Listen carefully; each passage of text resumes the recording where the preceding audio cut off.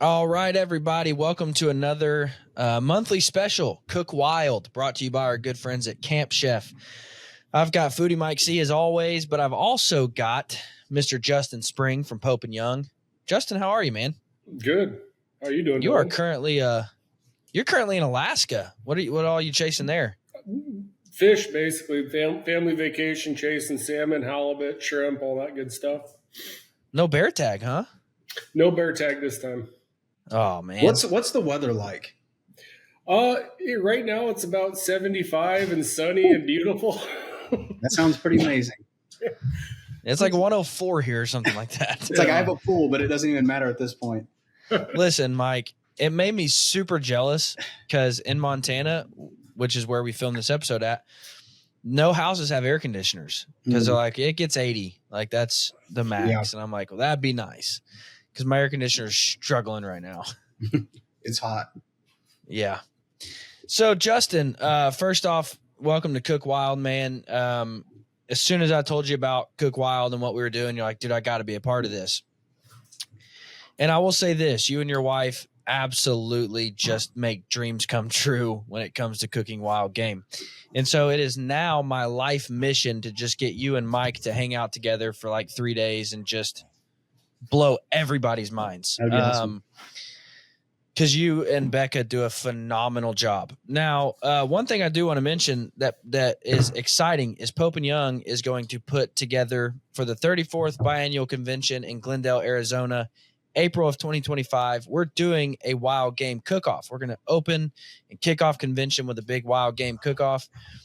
I challenge anybody, if you think you've got what it takes to come throw down with Miss Becca, because she will teach you how to make some wild game. And we're going to have celebrity guest judge, Mr. Mike Castaneda. We might have some other people be judges, but Mike's going to be there judging. The cool part about it is when you enter, we're going to give you all the Camp Chef stuff you need to make your meal there on site, but you also get to keep that grill. So it's worth the price of entering just to keep the grill.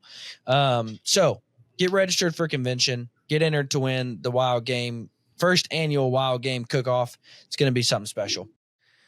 Guys, there's not many things that I'm going to tell you to stop and do right now. One of those things is to stop and go join Pope and Young right now. It's $45 for the entire year to be a member of Pope and Young.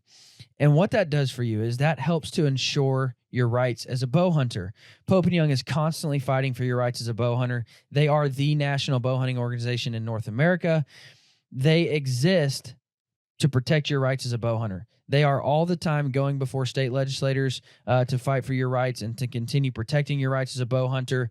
The record book exists in the first place because somewhere between us and the Indians, people had lost sight that bow hunting was a lethal way of harvesting big game. And so Glenn St. Charles and his group of cohorts, they started the record book so they could take it to different states and show that bow hunting is, in fact, a ethical way of harvesting big game. So guys, don't get caught in Pope and Young only being a record book. They are your voice for bow hunters, and there's power in numbers. So I would highly encourage you to join today because we need to stand together to protect our rights. Also, what you might not know is if you've bought a Bear bow, you can go and register that bow, and you're actually going to get a free Pope and Young membership. Bear Archery is such a believer in the mission of Pope and Young and what they stand for and what they do to protect our rights that they are going to buy your first year's membership. So if you've bought a bow, go online and register that bow, and you're going to get a free year's membership to Pope and Young. But guys, I would encourage you, stop right here, right now, and go join Pope and Young because we have to protect our rights as bow hunters. So, Justin, we're going to talk through the country fried venison and waffles that you made, which just was – I don't even know how to explain it. It was so crazy good. So walk us through this recipe and what you did here. Yeah, so, I mean, it's nothing real fancy. It's a basic chicken fried piece of venison. Always pound that out, when you do a flour dredge, you do a seasoned flour. I like to put cayenne in there, garlic powder, whatever you're feeling. You can kind of go wild on that seasoned flour, egg dredge, and then fry it up. Obviously, type of oil you're using, Butter's wonderful. I mean, regular vegetable oil doesn't really matter, but it's a real basic chicken fried piece of venison. And then the waffles. I've been fighting with getting the correct texture of a waffle forever. Drives poor Becca up the wall. But I bought a cast iron waffle iron. It's a remake. It's not an original cast iron, but they did a pretty sweet job on it. And we've got a gas stove, and so the texture of that cast iron was really what I was looking for. I've done Belgian waffle recipes. I've done classic waffles. I just really like that crispiness that comes out of the cast iron waffle maker. And then that was the first thing that caught my attention, by the way, to see that old school looking, like on the fire. Like I was like, man, he's really doing it. Like that's pretty wild. No, and it actually wasn't as bad. I mean, that stove we have is pretty awesome. And you do have to make sure that you kind of figure out on the cast iron where it doesn't heat completely uniform. So you got to bounce it around a little bit. I got one of the infrared thermometers. I can make sure everything's equal and whatnot. That was the only problem I had with it. It was really pretty easy to figure out. And then Dylan, I know your favorite thing of that whole deal was that butter we made to go with it. We had some maple syrup, some actual home tap northeastern United States maple syrup. Some friends had sent us, and we just softened up the butter, to the point where we could mix it. Added some syrup, added some local Montana huckleberries. The basis there. I mean, you have a good chicken and waffles, you get some honey butter on there. And I don't really have any honey. So that was just kind of something we came up with one day, and turns out it works really dang good. And so I proceeded to the rest of the week. I ate that entire tub of butter. So I apologize. But every day, like I would make some toast and just smear it on there. It was so good. Now, the problem is huckleberries. I mean, you're never going to find them in Kansas, and you only find them very few. I mean, just a month out of the year in the Rockies, maybe, or do you get them for 2 months? It really depends on the summer, but usually if you get a good month of picking, it's that's a pretty good haul. Yeah. So if you can't get your hands on huckleberries, Mike, what other berry, or how else would you make the butter if you can't get huckleberries? What else do you think might be good? Well, the beautiful thing about what he's done, I mean, I was looking at the video, and I mean, you had a lot of really good sweet, savory aspects. Even putting like the powdered sugar on top, just kind of reinforces that first bite of sweetness.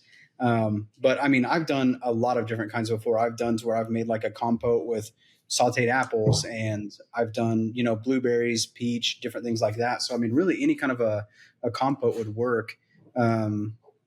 I mean, you could even do like a maceration of fruit and kind of have more of like a fruit juice, I guess, that you can put over the top. But I mean, all of it is solid.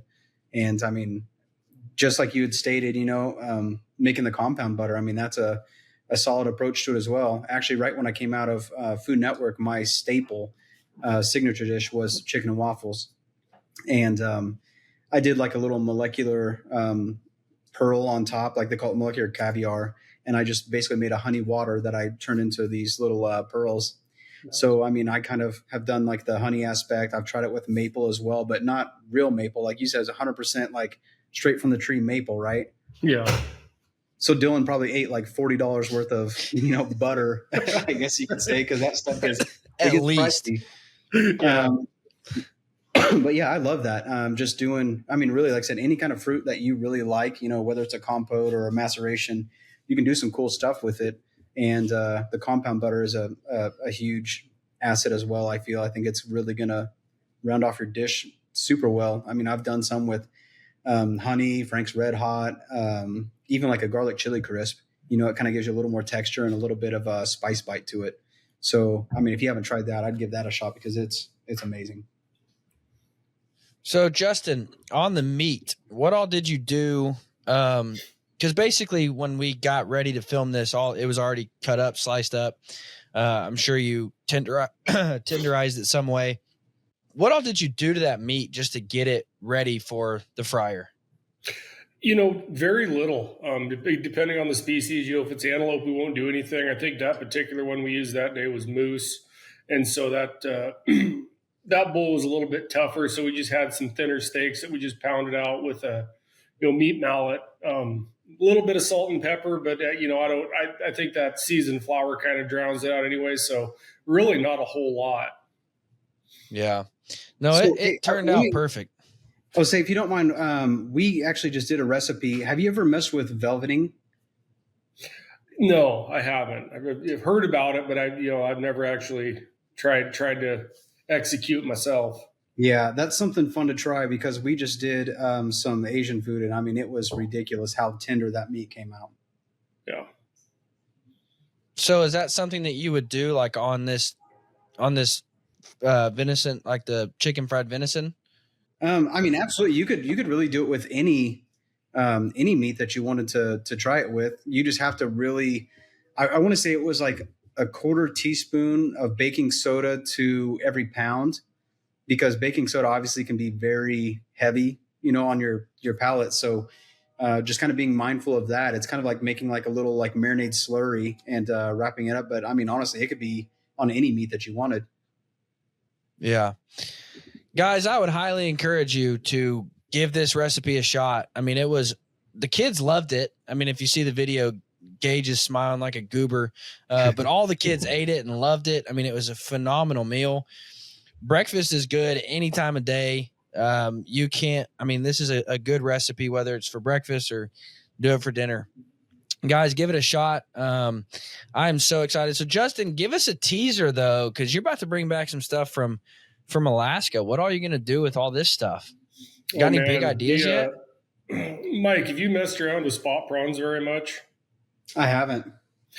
Yeah, so they're in about 300 feet of water, and you just set traps for them. But we're getting 20 to 30 of them out of a trap, and these are a giant prawn. I mean, it's Ebian or whatever the sweet shrimp in the sushi restaurant. I mean, this is what they're serving, so you can eat them raw. But like, man, you can't go wrong with these things. They're almost more of a lobster texture on some of them, and so there's. I've been experimenting a bit. We've had some pretty successful meals, but everything you do from them, from just a basic butterfly, panko breaded shrimp, which is amazing, all the way to I did a quick pasta last night with some spinach, some Parmesan, and then just cooked them in onion and garlic and a little bit of wine and some butter. I mean, real basic preparation, but these things are just absolutely phenomenal. Man, yeah, we got to hook that up. We need to connect and do some shrimp and some seafood, like something. But it's got to be like minutes after we catch it. You know what I mean? Like it's got to be the freshest possible. Well, that's why we started coming up here. Today we had quite a haul of halibut. We've got fresh coho salmon. We got one keeper king salmon, Pacific cod, the spot prawns. Usually we get Dungeness crab. They don't seem to be on the bite yet. We're still trying to get them run down. But yeah, that's why I come up here, is just have fun catching it and looking at the scenery. We had one of the halibut we had on today. There was a killer whale that swam about 30 feet from us, and we thought he was coming in to eat the halibut, and had the knife at the ready in case he grabbed the halibut off my dad's rod. But he just gave us a fin wave and continued on. So that was a pretty cool experience as well. Cool.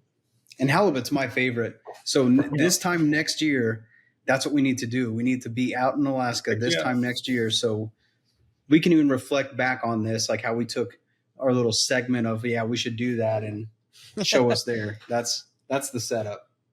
Yeah.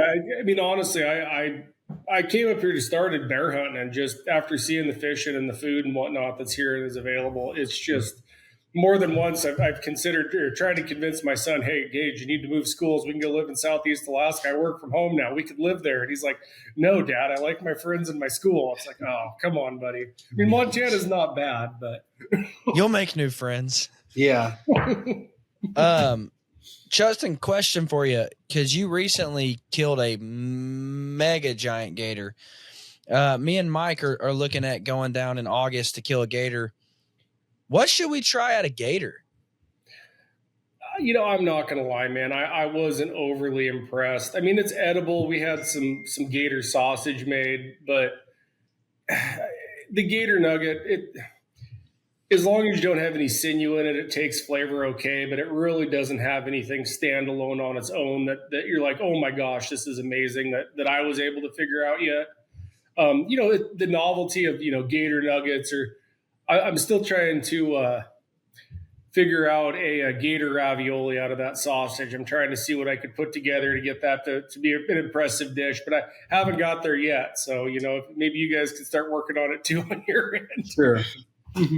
All right, gator ravioli. That's the challenge, Mike. That's the challenge. Figure it out. Ravioli. We can do it. It'll be good. Well, guys, thank you so much for listening. I look forward to these two making some wild game magic together one day. Justin has to come to Kansas eventually. So when that happens, you guys are just going to see some crazy cool meals come about. So, guys, if you run any kind of supplement for your deer, which you absolutely should, there are things that deer need. And I have found that when I run supplements for my deer, it keeps them on my property so they don't go wandering off onto other properties looking for that thing that they're needing. And so I have just dove fully into running minerals and protein for my deer all year long. Buck Bourbon does supplements and attractants really, really well. Whether you're looking for a long-range attractant like the 110 proof, or whether you're looking for a feed that you can run all year long in a feeder, or even just on the ground in their barrel proof, Buck Bourbon has what you need. I can tell you story after story of going onto a new 500-acre piece, dumping out some long-range attractant, and deer just coming into it. Guys, it will make a difference in the way that you see your deer come in. So, guys, I would highly encourage you to check out Buck Bourbon. You can use code HUNTING101 in all caps to get 15% off. But I would just encourage you, no matter what, to start running some sort of supplement for your deer. It'll have a happier, healthy herd. You'll keep them on your property more, and you can better manage those deer. Guys, go check out Buck Bourbon. Guys, thank you for listening. Go out and try the recipe. Like Justin said, it's pretty simple, and you can make it out of any wild game that you got. So if you've got venison, moose, elk, antelope, whatever you've got, smash them out and try it with some waffles and some huckleberry, not honey butter, huckleberry. Maple butter. There we go.